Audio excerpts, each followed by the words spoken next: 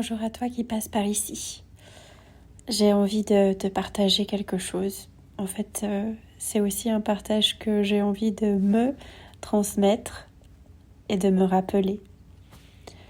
Voilà, ce soir, je suis retournée vers Dieu, vers l'essentiel.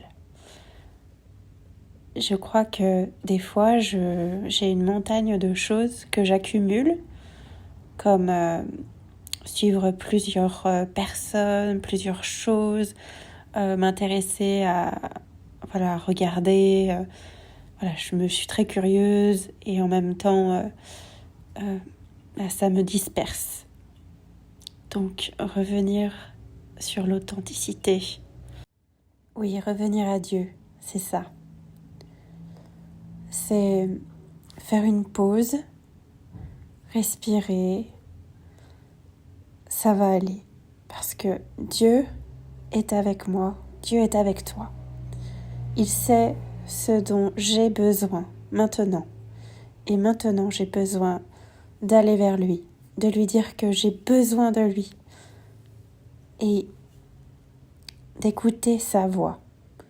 Ça peut être recherché en lisant sa parole, par exemple les psaumes, prier, confesser. J'ai besoin de toi, Seigneur. Viens, s'il te plaît, parle-moi. Donne-moi ta paix.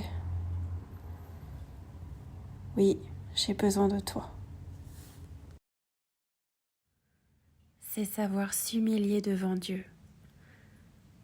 Certes, ce n'est pas quelque chose de naturel chez nous, êtres humains. Mais en tant qu'enfants de Dieu, nous sommes appelés à nous humilier. Récemment, j'ai lu une liste de phrases, d'affirmations sur les personnes qui sont humbles. Il y a cette citation qui dit « L'homme réellement humble est conscient de la distance qui le sépare naturellement de Dieu. Il sait qu'il est dépendant du Seigneur et que sa propre force et sa propre sagesse sont insuffisantes. » Être humble, ce n'est pas une faiblesse, mais une force. Je crois que jusqu'à maintenant, je pensais que être humble, c'était seulement,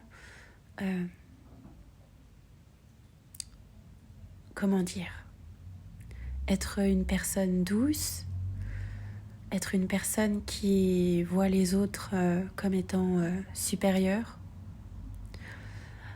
être une personne qui n'est pas égoïste, qui ne se vante pas, qui ne recherche pas le mal. Et je n'avais pas pensé que être humble, c'était aussi dans l'action, dans la communication, dans la relation auprès de Dieu. Je vais vous donner quelques exemples de phrases qui m'ont touchée et j'espère qu'elles vous toucheront aussi. Les personnes humbles sont bouleversées par la prise de conscience de leur pauvreté spirituelle. Sont pleines de compassion, peuvent beaucoup pardonner parce qu'elles savent qu'on leur a beaucoup pardonné. Placent les autres au-dessus d'elles-mêmes. Pensent dans leur cœur « je ne mérite pas d'être associée à cette œuvre », savent qu'elles n'ont rien à offrir à Dieu si ce n'est ce qu'il leur permet de faire. Sont humiliées en voyant tout ce qu'il leur reste à apprendre. N'hésite pas à prendre le risque d'être proche des autres et de les aimer véritablement. Désire être vrai. Ce qui compte pour elles, ce n'est pas ce que les autres pensent, mais ce que Dieu sait. Elles n'ont pas peur pour leur réputation. Elles confessent leurs péchés en les nommant précisément. Sont attristées par la cause, la racine de leurs péchés. Se repentent réellement de leurs péchés et s'en détournent. Elles sont conscientes que face à la sainteté de Dieu, elles ont désespérément besoin de sa grâce. Marchent dans la lumière. Comprennent qu'elles ont besoin d'être continuellement dans une attitude de repentance. Elles sont conscientes qu'elles ont toujours besoin que Dieu se révèle à nouveau à elles et les remplisse à nouveau de son esprit. Le fruit de l'humilité, de la crainte de l'Éternel, c'est la richesse, la gloire et la vie. Quand vient l'orgueil, vient aussi le mépris, mais la sagesse est avec les humbles. Humiliez-vous devant le Seigneur et il vous élèvera. Je crois qu'aujourd'hui, pour moi, l'humilité, c'est savoir être honnête devant Dieu, savoir revenir à lui, m'humilier, lui faire confiance, lui parler, prendre du temps pour rentrer dans son repos, dans sa présence, pour lui dire que j'ai besoin de lui et croire qu'il est là, qu'il m'entend et qu'il va agir. Mais aussi l'accueillir au milieu de mon quotidien, car ce n'est pas seulement dans les moments de besoin, mais chaque jour, petit à petit.